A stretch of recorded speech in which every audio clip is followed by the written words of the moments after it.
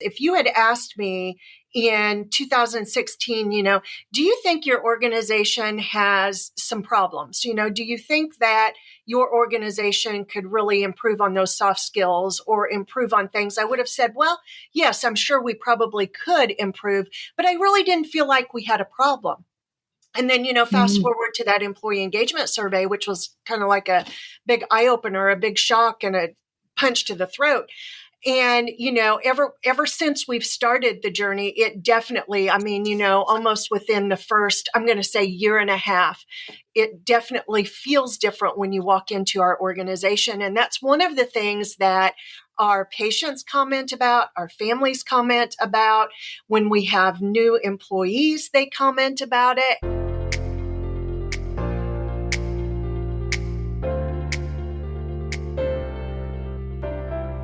Welcome to Culture Change RX, the podcast for healthcare professionals that are committed to creating a thriving workplace culture, improving the experiences of employees and patients, and ultimately unlocking their organization's next level of potential.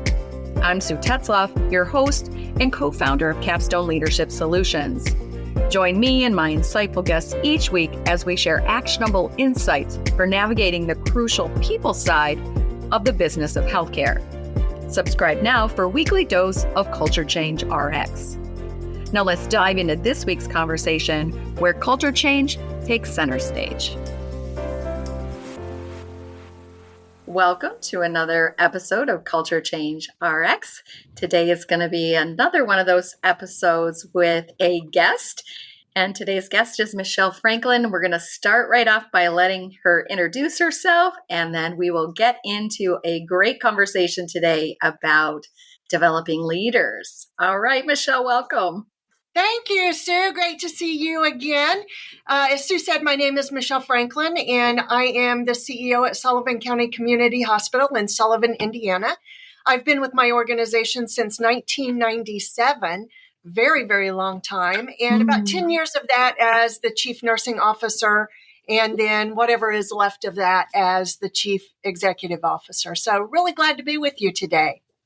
Glad to have you here, Michelle. I've known you for not all of that time. So actually I entered the story around, I guess it was 2015, 2016 is when our paths crossed. Yes, hard to believe. It does seem like a long time ago, but then again, it seems like yesterday. I don't know how it can be both. So, today I really wanted to bring you on so that our audience could just hear a bit about what's going on at Sullivan County Community Hospital in relation to how it's taken a new approach and really invested in developing its leaders over these last recent years. And you've really been, as a CEO, somebody that championed that effort to bring that to your leadership group. And I think that the reason why I think it's so exciting to bring it to the podcast is that it's so important for especially small organizations to believe that they have the internal wherewithal to pull this off. And you can be an example for that. And I really wanted you to be a guest to be that example for others. So I'd love to just have you start out with just a real broad or general background question about, you've been there at the organization since 1997 in senior leadership roles and then as a CEO. And in the last decade, you've kind of shifted how you lead your organization as far as the leadership piece. So what happened there and how did it start? Well, it started with my HR director, my CNO, and myself actually coming to one of your education events. And we did it just because we wanted to see what the leadership bundle was really all about. And we came back and said, okay, we could implement a few of the things that were mentioned at the educational summit. And then, fast forward like a year or two, and we had an employee engagement survey that really was not at all what we expected. Results were just not what we were hoping for. And so, immediately we thought, okay, listen, we've got to do something with our department directors. And so we contacted you guys and said, hey, could you do some leader training for us? And really centered around how our department directors led their individual departments. And so we did the retreat, and while we were at this 2-day leadership training, we thought, this isn't just appropriate for our leaders, it's really appropriate for everybody. And so in May of 2016, we really started in earnest what we call our journey to excellence, which is all about all of the things that you teach during your summits and educational events. As you said, since that time, what a transformation our organization has had, and really what a transformation our leaders have had as well, because it's all about a change in how you do the work. It's really been a wonderful thing for us. So, we're 8 years into it now, and just so very thankful. But you're right. When you think about being in a small organization, we're all pretty competitive here, I think, as most people are. And, so when we started this, we just thought, this is something we can do. We're going to make this change. And we felt like the change was going to be overnight, but it's 8 years of work. Like, the work never goes away. The work is always there. The work may be different, but the work is always there. And right out of the gate, I was named the initiative champion, but that was just something that I just felt very strongly about, and I know as you look across your partners, there are very few CEOs that are initiative champions, but it works for us. So. It does. It does. It works very well for your organization. Your results show it. And I think beyond the measurable results, which there's many, and it's the data geek in me loves tracking that. And I know that you guys keep good track of the return on investment and the improvement that you're seeing in so many ways in your organization, but it's also palpable too, right? Does it just feel different? You can kind of like take the temperature with that sense of maybe some soft things or not so objective things, but does it feel different in your organization? It does feel different. It does feel different. And, one of the things that I've said before is, if you had asked me in 2016, do you think your organization has some problems? Do you think that your organization could really improve on those soft skills or improve on things? I would have said, well, yes, I'm sure we probably could improve, but I really didn't feel like we had a problem. And then, fast forward to that employee engagement survey, which was kind of like a big eye opener, a big shock, and a punch to the throat.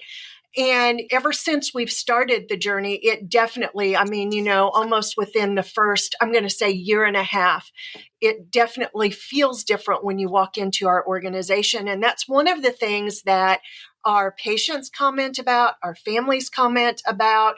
When we have new employees, they comment about it. And one of my favorite stories is, when we do physician visits, I recruited an OB-GYN. And after he'd been here for a few months, he said, Michelle, he said, I really thought that you had just put that on for me, like to make me feel welcome. He said, I didn't realize that that's just the way it was when you come here. So I thought, well, that, what a tribute to the organization's culture for somebody to say that. No, I don't direct everybody to have good hallway etiquette or to be nice anymore. I don't have to do that. But what a great for a special occasion like a physician recruitment visit, right? Exactly. No overhead kids. Everybody be nice today. We've got somebody on site. I don't have to do that. It's kind of like continuous readiness for accreditation or surveys, right? Like, we're always ready, right? Like, we're always ready for a physician recruitment visit. That's right. Yeah. One of the measurements, you use Press-Ganey there at Sullivan County Community Hospital to measure employee engagement, but also patient. But, you've won an award recently, the Guardian of Excellence Award for staff engagement. And I think what's so exciting about that is that, you're really bucking the trends because, internationally, nationally, the data out there would suggest that engagement is going in the other direction. It's going downward in many organizations and in many industries. And you're kind of like moving against that, and actually, in spite of a pandemic, in spite of all these other things, becoming top ranking and award winning. And it takes leadership to do that. It's Right. not just going to happen. Your leaders had a big role in that. What are the kind of things that your leaders are doing differently that maybe speak to high engagement in their employees? Well, I think, we hear so much in the field, I think, especially today, about one on one employee rounding and that sort of thing, and sometimes I think that people look at that and think that, it's just one more thing that I have to add to my work, or, does that really work? Is there any value to that? I'm kind of skeptical about that whole soft skill kind of Mm-hmm. thing, and all the soft stuff. But I do think it works. And I do think that it's really, really, really valuable. So, doing one on one rounding with your employees and having some sense of a relationship with your employees, I think is really, really important. And taking Mm-hmm. that a step further and doing interdepartmental rounding and making sure that those departments that are working most closely together are trying to solve problems together, that you're not blaming each other, that you're really trying to look for great solutions. And I think once you start doing that kind of thing, all of a sudden your employees are doing peer-to-peer conversations and they're trying to resolve problems that don't have to involve the leader anymore, that Mm-hmm. they're That's doing those engagement. kinds of Mm-hmm. things independently and are engaged in the work of the organization, which was really one of our top things, improving people's engagement in the work of the organization, improving the quality of care, and just basically improving the experience across the board. Those were really the three big rocks that we wanted to move when we started this journey to excellence. And I think we've done all three of those things. And do you have to take a step back every once in a while and, kind of refocus? Yes, of course you do. But I think overall we've done a good job. So one-on-one rounding, interdepartmental rounding, sending thank you notes to home is so important. And I know you've got just personal great stories when you were a Mm-hmm. clinician and working, and the feedback that you've Mm-hmm. got. I've had some of that wonderful feedback from people who say, oh my gosh, like somebody in housekeeping, Michelle, I got a thank you note from and home from you. My gosh, I didn't expect that. So I just think all of those things are just cool things, and they're just so very soft. How do you measure that? But it's impactful.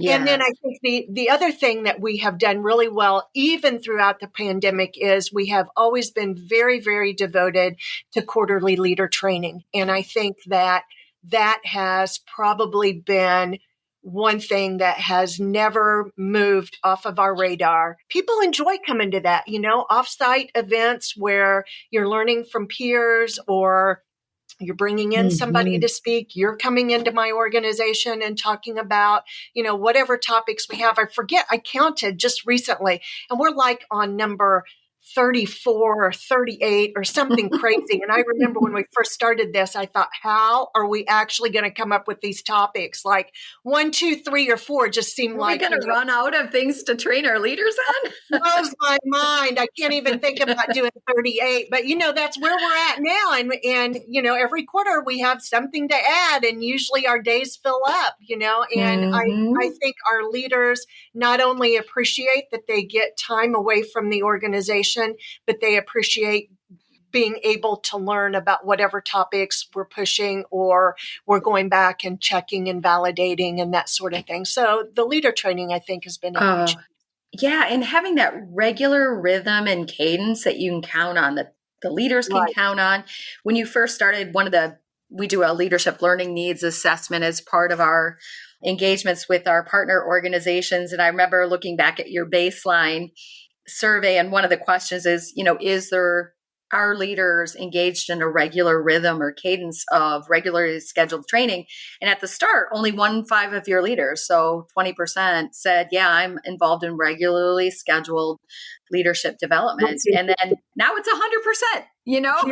100%. And they say that, like, we know it's 100%, but they also say, yeah, 100%. Right. I'm, Right. so that's, and not only are they engaged in the training, they also rate it as effective. So that might be the harder part, right? You probably can Yes. pull together a regular cadence of leadership training, but to make it effective and powerful and impactful, that you're really getting an ROI on it, That's and right. that it is effective. So, I started with this idea that when we're in small organizations, especially small healthcare organizations, oftentimes we don't have internal experts in education or organizational development or leadership development to really head those efforts.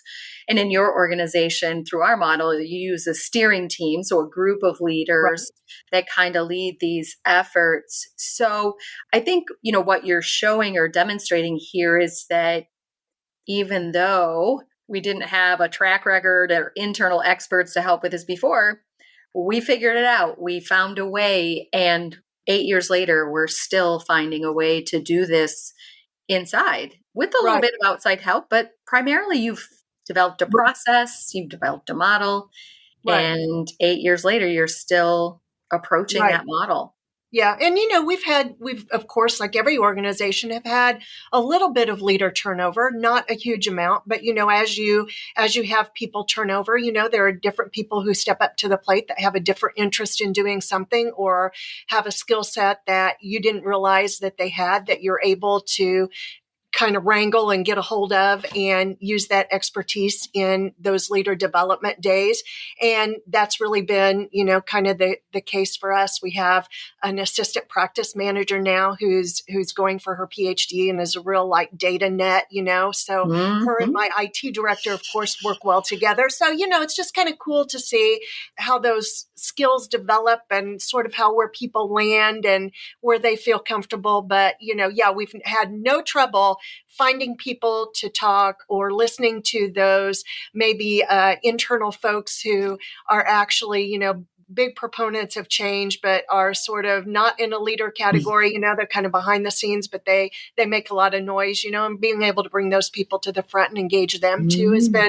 has been really great. So yeah, people look forward to that every quarter. Yeah, Every quarter. yeah. What might be, we talked a little bit about some of the side benefits of, investing in uniting and strengthening and synergizing your leaders through a very systematic, ongoing leadership development process. But what do when you think about those individual leadership training days that your organization hosts for its leaders, what do you think some of the softer side benefits are of gathering them together to spend time learning together? And the number one thing that I hear from people is, it was so good to be away from work. That's always the Mm-hmm. case. So great to Mm-hmm. be away from work. Thank you for investing the money and the resources in doing this for us. But more importantly, it lets me get to know people on a different level, on a personal level. I get to find out something about, people's family and, what's Mm-hmm. going on with them, what they like to do. We've got a group of people that now golf with each other every time we do a leader event, so we've got a group of people that are constantly golfing together, that would have never happened before. All of those kinds of relationship building things that happen sort of outside of the organization are really great inside the organization too, because people on a different level. It's not just somebody that I come into work and I see you and then I go home. We're all engaged with each other in just a different way. And Mm-hmm. I think that I've always found that is really, really important to me. To, again, relationship building, isn't that really what it's all Mm-hmm. about? Yeah. And so I think that's probably one of the greatest things, is that you get to develop some kind of interpersonal connection with the leaders that you work with. Yeah. Really feeling like on the same team. You could learn other ways, like online, sitting in your office, but that's not the same as, No, no, it gathering isn't. together and being shoulder to shoulder across silos and across Right. divisions, those kind of things. I want Yes. to jump back to another number that I thought was just so impressive when I was preparing for our time together today, and I was just looking over your file and information on, what your organization has been up to. And one of the other results from Prescini has to do with senior leader confidence. And your Oh, baseline yeah. score was 30% there, and it's gone up to 95%. Like, that's huge. Like, Isn't that that's something? not just like a little tiny little incremental No, increase. It's no. huge. So, that senior leader confidence, I don't know if you would say this is true. I know there's probably multiple factors there, But I just was on Mackinac Island last week for our health executive forum, and one of the topics we talked about was trust. And that's confidence in a way. It's like we have confidence, we have trust in senior leadership. And I looked at other data about trust and confidence in senior leadership from our other partners too, and watched that, very similar increase. But really, one of the things that it boils down to with trust, Michelle, is that we do what we say we're going to do. Like if we set these goals, we go after them, right? We don't just say we're going to do it and do nothing. We go after it. Maybe we don't achieve it, but people know we worked hard to try to and we almost got to it, right? Or Right. if we say we're going to set these standards, we're going to follow these standards and we're going to hold people accountable. Like we close that say do gap of we say we're going to do this, we say we have this high standard, we say we have this goal, we say we have this business plan, and by golly, we do. What Yeah. do you think Yes. about that idea of why your confidence score is probably as wildly high as it is?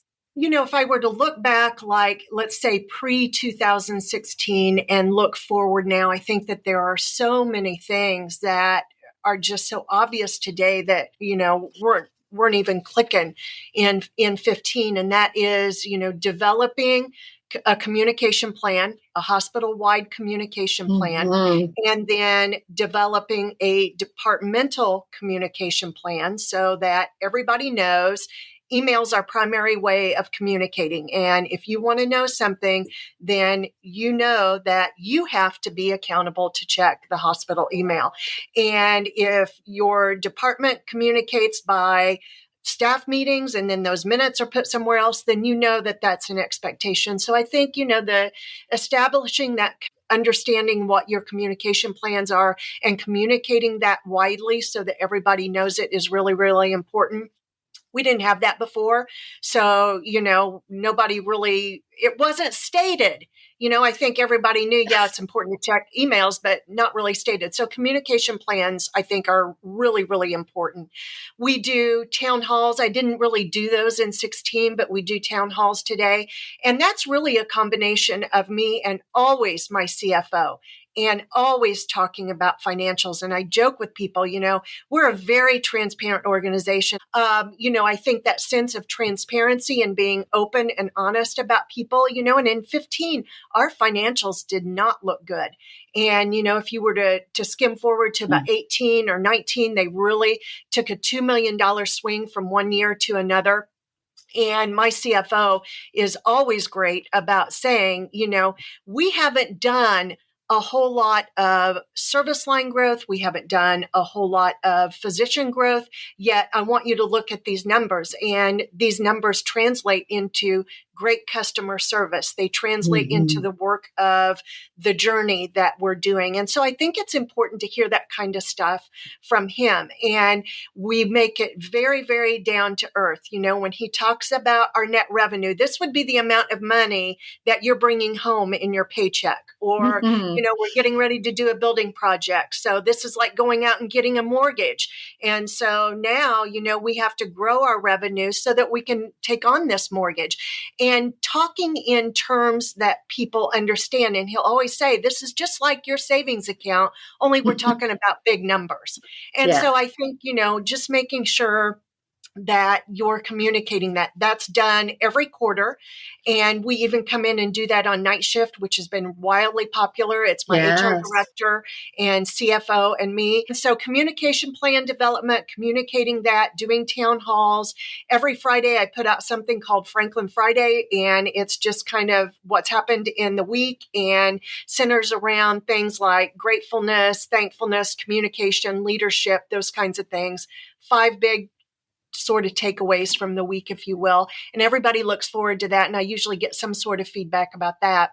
Then, again, the leader development day and our newsletter, we publish all the stuff that's going on with our team. So, I mean, if when you think about that, if I were to look back to like 15, there was none of that stuff going on. You were just lucky if you knew what was going on in the organization, I think.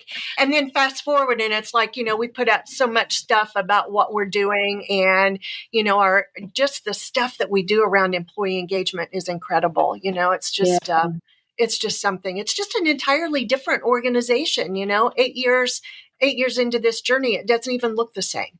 Yeah, yeah. I want to circle back to something you mentioned earlier about your quarterly leadership training days. And, you're at 30, some of them at this point. Maybe there's organizations out there that have no idea what a day like that looks like. So, what's a typical, or maybe what's one of your last leadership days? Like, what does that look like? What do you guys do?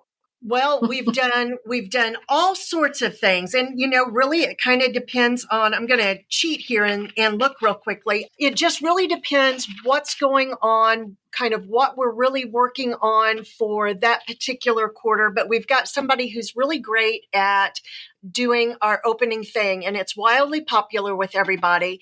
And so our lab director is always responsible for our icebreaker. So she really does a great job. So we always like to have Paula do that. But almost always we do a deep dive into the financials. One of our last ones, we had some training on how to read an operating statement. Like I said, we had some new leaders. And so actually, how do I figure my profit margin? And what was I budgeted at? And what does that look like? How do I figure it so that I know if I'm on track or not?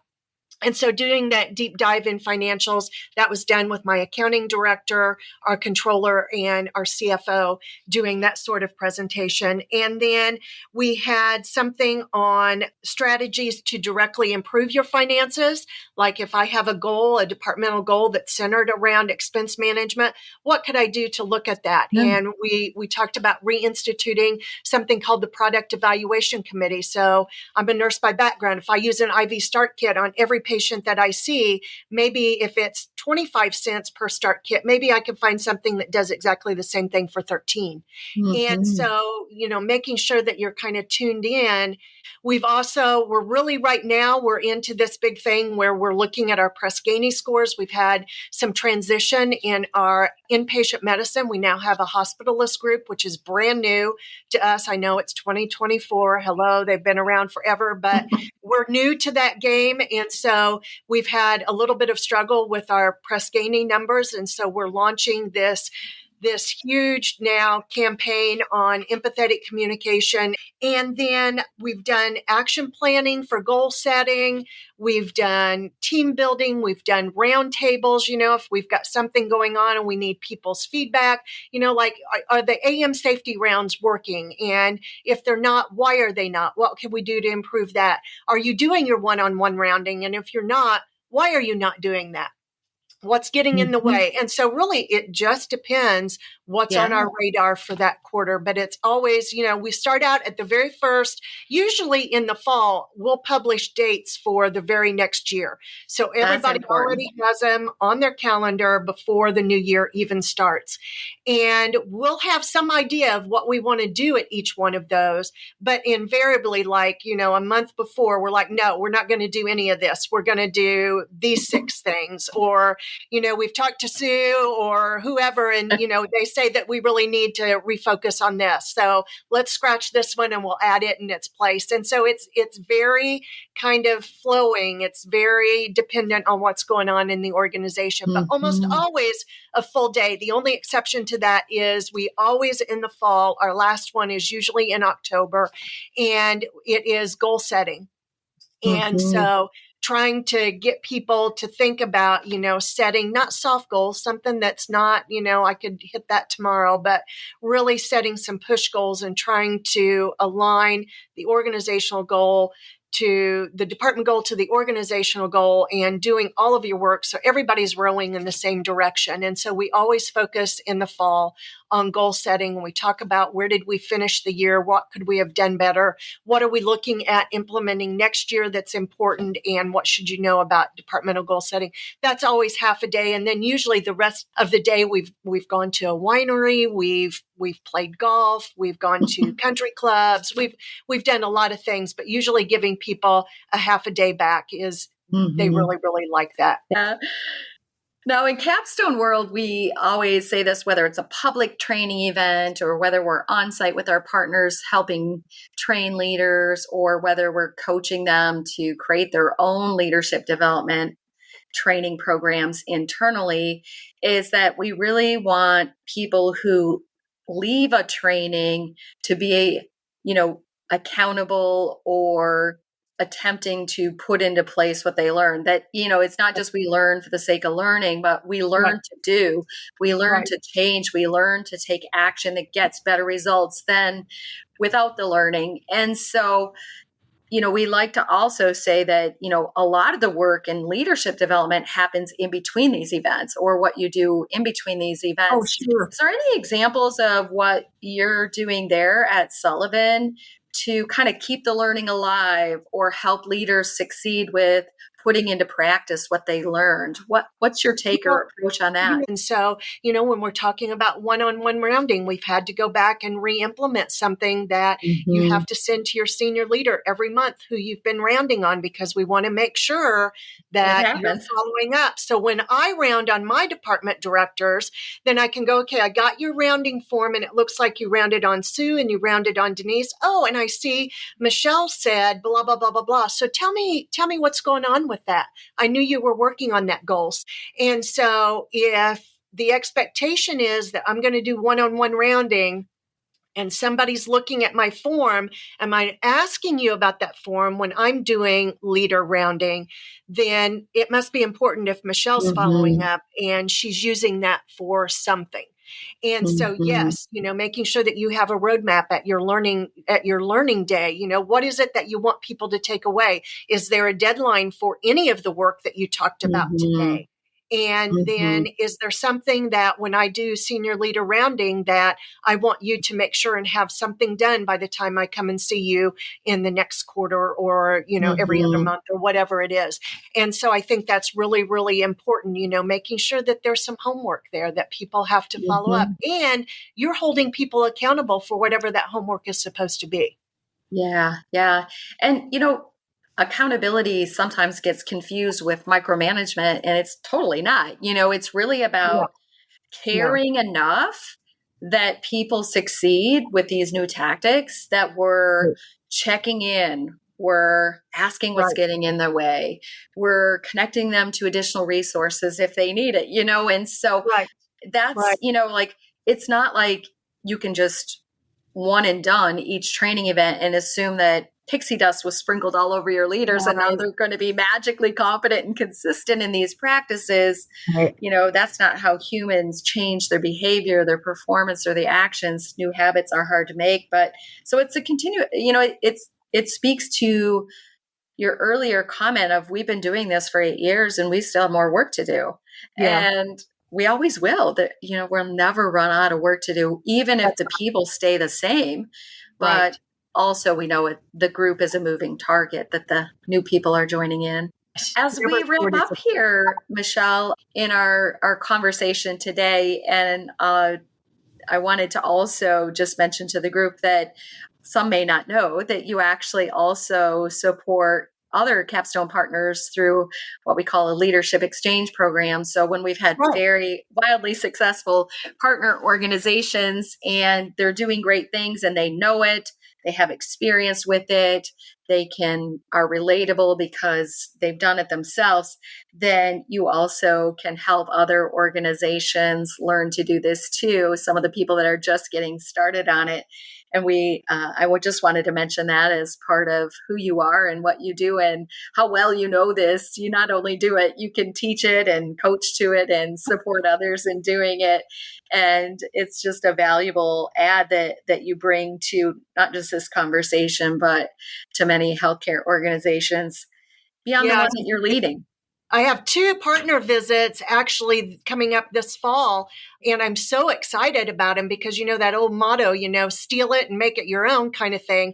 Really, really looking forward to that because I I think I've got know. two rock stars that I'm going to be visiting this fall. So I'm really anxious to be able to bring some of that stuff back to my organization Yes. because, we're Yes. constantly, wonder what other people are doing with that, or I wonder how we could improve this because it Hmm. truly is. I mean, the work is never done. It is always a work in progress. And sometimes you hit the mark and sometimes you don't. And it's just like everything. What the beauty is about being someplace small, you can do something today, try it. And if it doesn't work, you can change it tomorrow, which I is one of know. I one of love the that best too. things about working in a small organization. So, It is. I really appreciate the opportunity to get out and visit people and have a connection to other partners. As we wrap up today, is there any like one little thing, nugget or pointer or piece of advice or tactic that you want to mention that's kind of a parting gift to the audience today? I think probably the most important thing is that the things that we've talked about today are how we do our work, and also that it is in a particular cadence, that it's not just a one and done, that's Mm, kind of how we live our life throughout the year. And I think that cadence, that consistency, that sort of being what people expect you to be when you say it, I think is just so very important. mm. It sure is. Right. Not just how That's you're right. going to do it, but how often and when, and that it's really going to happen if you say you're going to do it. So, Right. well, Right. fantastic, Michelle. And I look forward to a future conversation as well. I'm sure that with all of our coaching staff, we'll be bringing you back. So we'll have to think about what great conversation we can have next time. All right. Wonderful. Great to see you again. Good to have you here, Michelle. Thanks so much. Thanks for tuning in to Culture Change RX. If you found value in today's episode and you are a believer in fostering change in healthcare, join us in making a difference. Follow, rate, and review our podcast on your favorite platform. Share it with colleagues and your network. Together, we can make a lasting impact. Until next week, keep inspiring positive change.